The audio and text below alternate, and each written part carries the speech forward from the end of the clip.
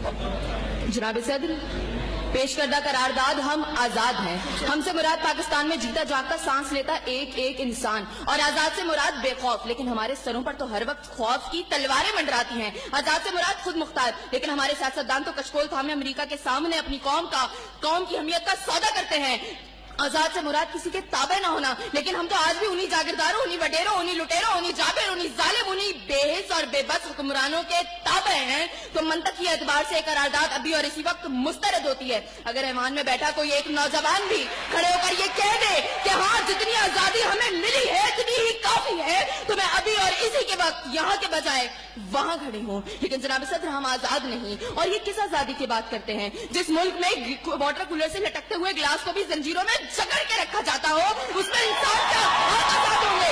जनाब सदर, हम आजाद नहीं है। जनाब सदर, असल में मवाफकत में आने वाली मुकर्ररा खुद को डिज्नीलैंड की प्रिंसेस समझती है, क्योंकि ये जो कहानी हमें सुनाती रही वो पाकिस्तान तो हमने कभी देखा ही नहीं।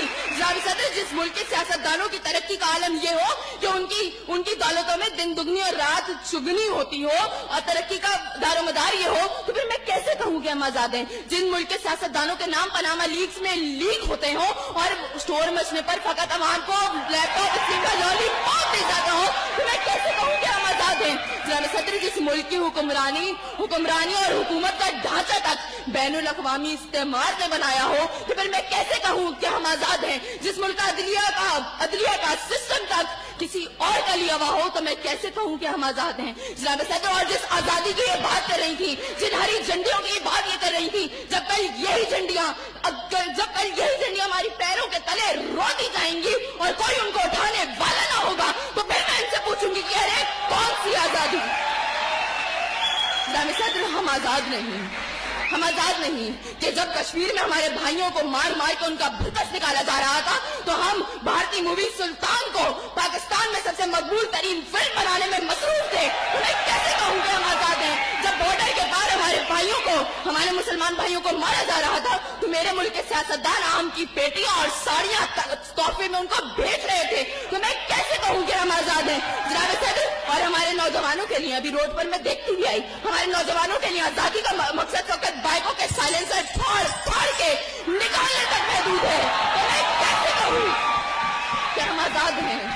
और जनाब सदर, जिस आजादी की बात करते हैं, शायद वो फकत सिर्फ दहशत गर्दों को हासिल है, क्योंकि अब उनका जब जहां जिसको दिल चाहता है मार देते हैं, और बड़ी आजादी से आकर मीडिया पर कहते हैं हाँ जिम्मेदारी कबूल। तो जवाब में हमारे सियासतदान फकत मुजम्मत